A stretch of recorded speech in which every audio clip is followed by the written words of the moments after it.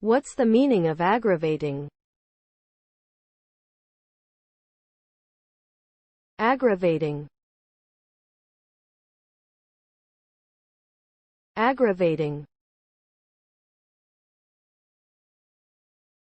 Aggravating.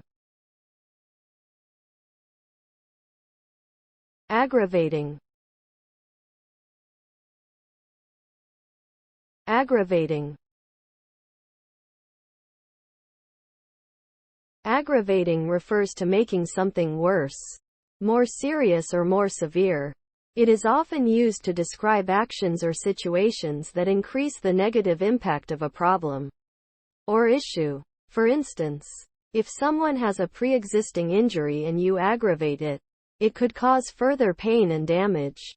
Similarly, if a difficult situation is already present and someone aggravates it by behaving in a hostile or uncooperative manner, it can make the situation worse.